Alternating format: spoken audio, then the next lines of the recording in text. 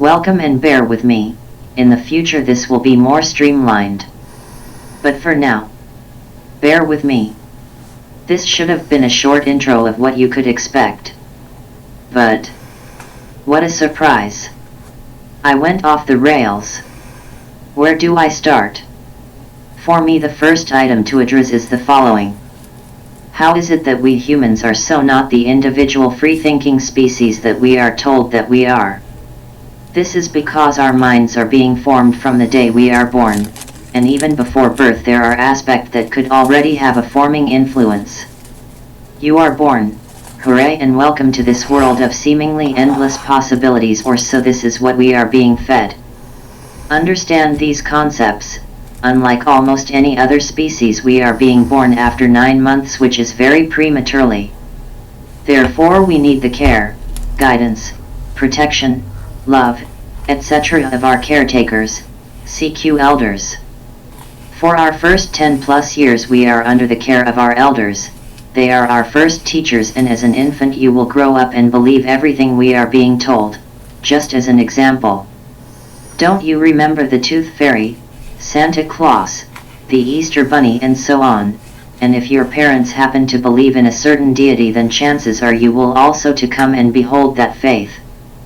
And as all of us know by now, those mythical fairy-like beings that were so imaginative came to cease to exist as we grew a bit older. At least most of those mythical beings. Usually the one that remains is not the Tooth Fairy, but that holy being in the sky that watches our every move and knows all of our thoughts, be they pure or be the sinful. This is, in my opinion, very harmful and borders on the line of abuse. Something so profound as religion should, in my view, not be installed upon those sponge-like, believing all that our caretakers inform our brains with. This should be revealed to us on an age on which we can have some more objective thought about it. Think this, if you as a teenager, who has never heard of, let's say, the Bible, and at the age of 16, that same age when we find it the right time to make other rather big changes in our lives, EQ voting, driving license, quit school, and even join the armed forces. If we get to read that book at that age and we read about the talking snake, the seduction of Eve, and still within its first chapter the complete annihilation of all life except the 8 that were on Noah's Ark, together with 2 of each animal, don't you think that we would be a bit more skeptical than we were told those same stories when we were also being told that the Tooth Fairy, Santa Claus, Easter Bunny, and so on were also real, just because your parents told you it was so?